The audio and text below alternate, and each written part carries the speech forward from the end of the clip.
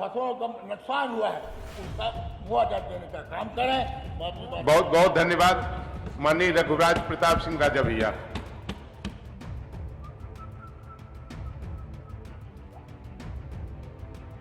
माननीय अधिष्ठाता महोदय,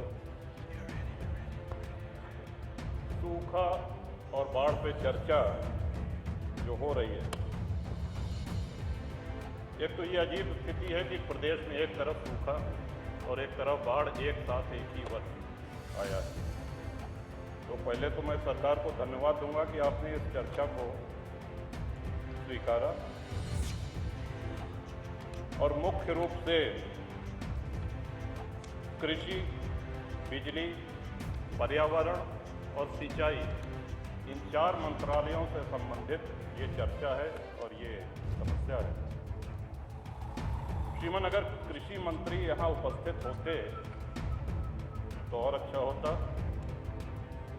उत्तर प्रदेश की 65% आबादी खेती पे निर्भर है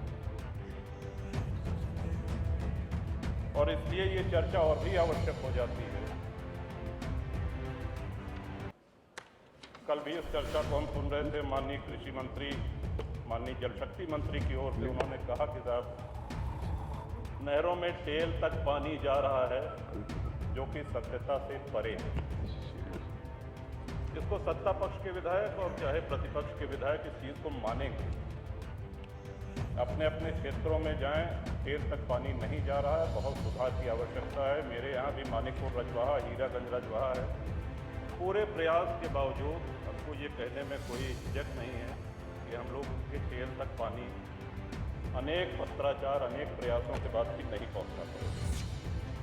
रबी, खरीफ, जायद 3 फसल होती है श्रीमन, जिसमें खरीफ की ये जो फसल है इसमें वर्षा की भूमिका सबसे महत्वपूर्ण होती है। आपने देखा होगा कि अगर ट्यूबवेल से या नहरों से धान की फसल को पानी पहुंचा भी दिया जाए और कड़क घाम हो रहा है, धूप हो रही है, तो फसल पीली पड़ने लगती है। इसके लिए ह्यूमिडिटी, इसके लिए नमी की आवश्यकता होती है। लेकिन प्रकृति के प्रकोप के बावजूद बहुत से ऐसे कदम हैं जिनको उठा करके हम काफ़ी हद तक सूखा और बाढ़ से अपने प्रदेशवासियों को, किसानों को राहत दे सकते हैं। जब हम सूखा की बात करते हैं तो बात सिर्फ फसलों में पानी न पहुंचने की ही नहीं होती है, बल्कि घटते हुए जल स्तर पे भी निरंतर हमारा ध्यान होना चाहिए, उसके निदान, उसके खोज। आज कई ट्यूबवेल हैं जो पानी छोड़ दे रहे हैं, आज छोटे हैंडपंप हैं जो बेकार हो गए हैं। महामहिम श्री राज्यपाल के धन्यवाद प्रस्ताव पे बोलते हुए भी मैंने कहा था कि इंडिया मार्क II हैंडपंप एक आवश्यकता है जो सरकार अब मना कर चुकी है। अगर गांव में स्वच्छ पेयजल उपलब्ध है तो उसका पूरा श्रेय सिर्फ इंडिया मार्क II को जाता है। शायद ही गांव में कहीं कोई कुएं होंगे जिनका पानी पीने योग्य होगा, न के बराबर। घर घर नल योजना अच्छी होगी, अभी तक तो लागू नहीं हुई, जब लागू होगी तब इसका आकलन किया जाएगा। लेकिन लगातार जो बोरिंग खराब हो रही है इंडिया मार्क II हैंडपंप की, और उनको रिबोर करने का न तो पैसा हमको दिया जा रहा है, न ग्राम सभाएं इतनी सक्षम है कि उनको रिबोर करा सके। तो ये पेयजल संकट बढ़ता जा रहा है। श्रीमन, पर्यावरण की जहाँ तक बात की जाए तो वृक्षारोपण बहुत ज़रूरी है, हम सबको सिखाया गया है। और यही जुलाई अगस्त का महीना है कि व्यापक पैमाने पर सरकारी विभाग माननीय मंत्री से, माननीय मुख्यमंत्री जी से, सभी नेताओं से वृक्षारोपण का एक समारोह जैसा मनाया जाता है, फोटो खींचती है। कई बार ये भी कहा जाता है कि साहब इस बार रिकॉर्ड तोड़ वृक्षारोपण हुए हैं, इतना बड़ा वृक्षारोपण अभियान कभी नहीं हुआ है। लेकिन वो रोपित वृक्ष कितना चल पाते हैं ये भी देखना जरूरी है। अरे बच्चा पैदा हो गया तो बच्चे को लालन पालन भी जरूरी है। ये नहीं कि बच्चा पैदा कर दिया और उसके बाद में उसको खाना दे रहे हैं न पानी दे रहे हैं। तो वृक्ष को कितना संरक्षण, उसी जगह पे हर साल वृक्षारोपण हो रहा है, ऐसी भी कई समाचार हैं। लगातार पेड़ कटने से सरकारी विभाग एकदम आंख बंद करे है। एक्सप्रेसवे है, हाईवे हैं, सड़कें चौड़ी हो रही हैं, होनी चाहिए। लेकिन जो पेड़ कट जा रहे हैं वो देसी आम के हैं, महुआ के हैं, वो हमारी पीढ़ी अब अपने जीवन में वो पेड़ नहीं देख पाएगी। छायादार वृक्ष आज सड़क के किनारे बहुत आवश्यकता है। थोड़ा बहुत किया भी जा रहा है, लेकिन फिर वही समस्या आती है कि जो वृक्ष हम रोपित कर रहे हैं उनमें से कितने पेड़ तैयार हो रहे हैं, छाया कितने दे रहे हैं। शहतूत है, पाकड़ है, महुआ है, देसी आम है, ये सब प्रजाति, इसमें चिड़िया भी बैठती हैं, इसके फल भी चिड़िया खाती हैं। तो इन वृक्षों को प्राथमिकता दी जानी चाहिए। और यूकलिप्टस जैसे पेड़ जो लगातार जल स्तर को नीचे करते हैं, इन पेड़ों पे प्रतिबंध लगना चाहिए। यूकलिप्टस के वृक्षों पे न उस पर चिड़िया घोंसला बनाती है, न बसेरा लेती है, और वो पानी का जल स्तर बहुत नीचे कर देता है। श्रीमान, बिजली की समस्या सभी माननीय सदस्यों ने उठाई।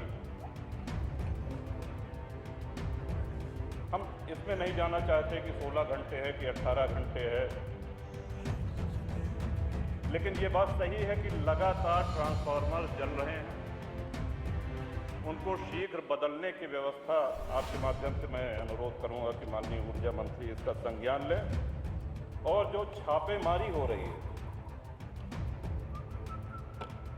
सही बात है, कुछ लोग कटिया लगाते हैं, लेकिन ये हमेशा से लगाते रहे, उनके खिलाफ कार्रवाई हो। लेकिन जिस तरह की कार्रवाई हो रही है उससे सरकार के पक्ष में संदेश नहीं जा रहा है, आम जनमानस परेशान हो रहा है। और इतना भारी रकम जुर्माने का 1 लाख रुपए, 2 लाख रुपए किसानों के ऊपर किया जा रहा है, और वही रकम कम करने के लिए बिजली दफ्तर के बाहर दलाल बैठे हैं जो पैसा ले करके और उस रकम को कम करते हैं। ये सभी क्षेत्रों की समस्या है, ये कोई मैं अपने अकेले विधानसभा की बात नहीं कर रहा। तो माननीय, आपके माध्यम से माननीय ऊर्जा मंत्री जी से भी ये अनुरोध है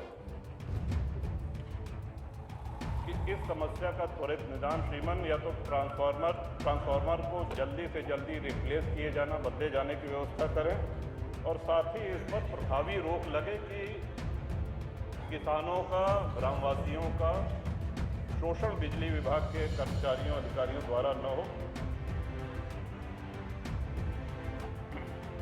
सूक्ष्म कर ले अपनी बात। इसके साथ ही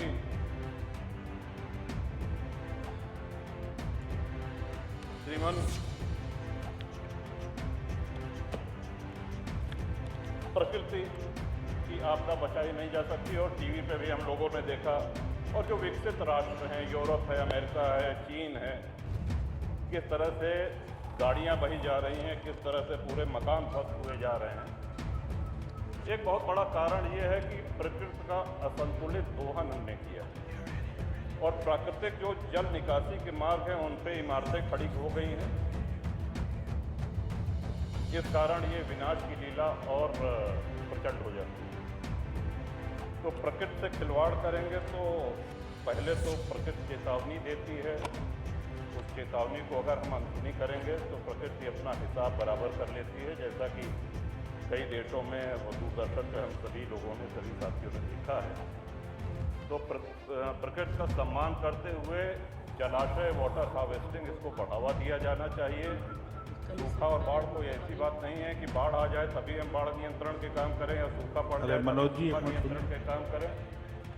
ये निरंतर पूरे वर्ष चलने वाली योजना है, और इसको ध्यान दे करके आपके माध्यम से सरकार से निवेदन है कि इन समस्याओं का, जो आम जनमानस की समस्या है, उसको गंभीरता से लेकर के उसका निदान करने का कष्ट करें।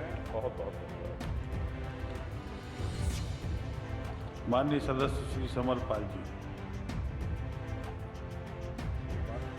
महोदय, मैं आपका धन्यवाद व्यक्त करता हूँ कि आपने मुझे बोलने का मौका दिया। बाढ़ पर हमारे जनपद अमरोहा में गंगा जी का बहुत बड़ा प्रभाव रहा। हर न्यूज अपडेट के लिए डिस्क्रिप्शन बॉक्स में दिए हुए लिंक से ज्वाइन करें रॉयल बुलेटिन का व्हाट्सएप ग्रुप, और पाएं हर खबर सबसे पहले अपने व्हाट्सएप पर। अपने आसपास की खबरों के लिए सब्सक्राइब करें रॉयल बुलेटिन और इस वीडियो पर कमेंट के जरिए अपनी राय देना ना भूलें।